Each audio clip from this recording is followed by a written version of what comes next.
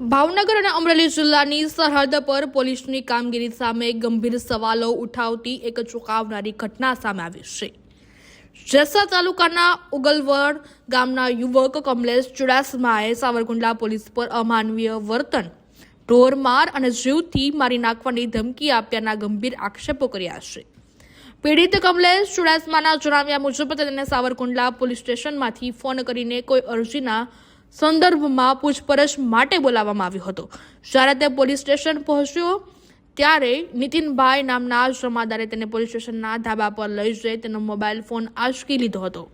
યુવકનો આક્ષેપ છે કે કોઈ પણ કારણ વગર કે પૂછપરછ કર્યા વગર તેની સાથે ગાળાગાળી શરૂ કરવામાં આવી હતી અને તેને હન્ટર વડે નિર્દયતાથી માર મારવામાં આવ્યો। કમલેશે પોતાની આપવીતી જણાવતા કહ્યું છે કે મને એટલો ઢોરમાર મારવામાં આવ્યો છે કે જે હવે મારાથી સહન થતો નથી।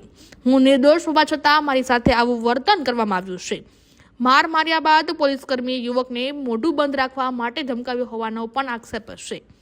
પીડિતના જણાવ્યા અનુસાર તેને ધમકી આપવામાં આવી હતી, જો તે આ વાતની ક્યાંય પણ ફરિયાદ કરશે તો તેને ઘરેથી ઉઠાવી જોઈ રસ્તામાં તેનો એન્કાઉન્ટર કરી નાખવામાં આવશે। આ ધમકીને કારણે યુવક અને તેનો પરિવાર હાલ ભારે ફફડાટ અને ભયના ઓથાર નીચે જીવી રહ્યો છે। હવે જોવાનું એ રહ્યું છે કે જો આ સાચું સાબિત થશે તો તેના વિરુદ્ધ કાયદાકીય પગલાં લેવામાં આવશે કે નહીં, કે આવી જ રીતે પીડિતને કોઈ ન્યાય નહીં મળે તે હવે જોવાનું બાકી રહ્યું છે। મારું નામ મનુભાઈ ચુડાસમા છે। હું કમલેશ ડાકો પાડશો।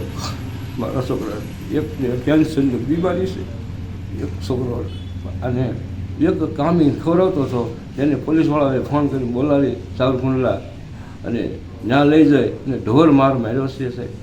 આનો મને ન્યાય અપાવો। પ્લાસ્ટિકના પાઇપથી એના પગ બે હોજવાડી દીધા છે।